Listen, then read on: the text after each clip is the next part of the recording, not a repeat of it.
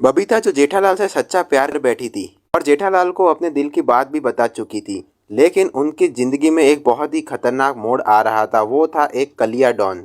कलिया डॉन उस इलाके का नेता भी था, डॉन भी था और सारे लोग उसकी इज्जत किया करते थे क्योंकि उसका माहौल ही ऐसा था। जो कलिया डॉन के विरुद्ध जाता था, कलिया डॉन उसको मौत के घाट उतार देता था और उसकी जिंदगी बर्बाद कर दिया करता था।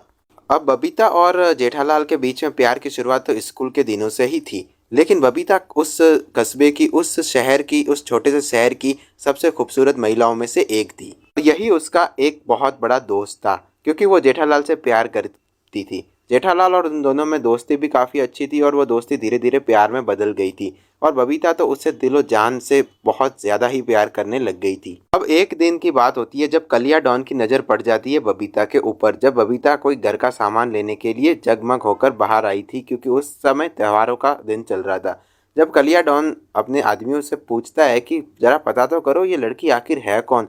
जब उसके आदमी सारा पता करते हैं कि इसका बाप तो एक दुकान का मालिक है और इसकी माँ घर की गृहिणी है, मतलब हाउस वाइफ है। ये सारी बातें कलिया डॉन जान चुका था और कलिया डॉन सीधा रिश्ता लेकर पहुंच जाता है बबीता के घर पर। और कलिया डॉन बबीता का रिश्ता हाथ मांगने के लिए वहां पर पहुंच जाता है। लेकिन कलिया डॉन की ये भी बात खराब थी कि वो किसी लड़की के साथ 1 या 2 साल से ज़्यादा नहीं रह पाता था और जिससे भी शादी की उसकी ज़िंदगी बर्बाद कर कर उसे खुले रोड पर ही छोड़ दिया था। लेकिन कलिया डॉन के विरुद्ध जाना भी उसके परिवार वाले नहीं मान सकते थे, इसीलिए वो रिश्ते की बात बोलते हैं कि हम एक शुभ मुहूर्त देखकर हम रिश्ते की बात आगे बढ़ाएंगे। तभी कलिया डॉन का एक आदमी आता है और वो बोलता है कि जो आप लड़की पसंद करते हो बबीता, वो तो किसी और लड़के के साथ पार्क में घूम रही है और उसके साथ आइसक्रीम खा रही है। कलिया डॉन बोलता है कि उस आदमी को उठा कर लाओ और उसके बाद जेठालाल को उठाकर लाया जाता है और पूरे शहर में दौड़ा दौड़ा कर काला पोत कर उसे बहुत ही बुरी तरह से जलील किया जाता है और मारा जाता है। और वो बोलता है कि जो मेरे प्यार के बीच में आएगा उसका हश्र इससे भी बुरा होगा।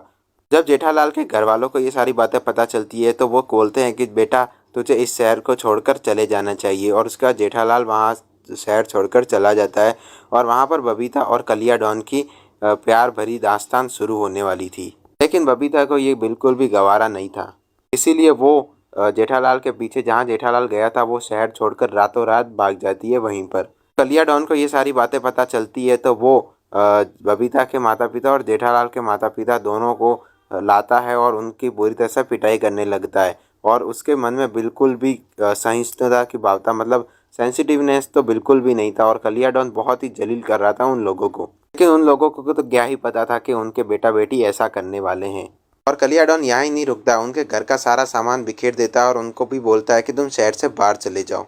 लेकिन कलिया डॉन की एक दिन एक ऐसी अवस्था में लाश मिलती है और शहर के बीचों चौराहे पर जो सबको जलील किया करता था कलिया डॉन, जहाँ पर वो सबको जलील करता था वहीं पर उसकी लाश मिलती है। और वहाँ पर बोलता है कि आज से इस शहर में कोई भी किसी को परेशान करने वाला नहीं है। अब उसको किसने मारा था, कैसे मारा था, ये तो किसी को पता नहीं। लेकिन अब बबीता और जेठालाल वापस उस शहर में आए थे और सर ऊंचा कर कर अपने शादी भी कर ली थी और उन दोनों के बीच में अब काफ़ी ज़्यादा अच्छा था।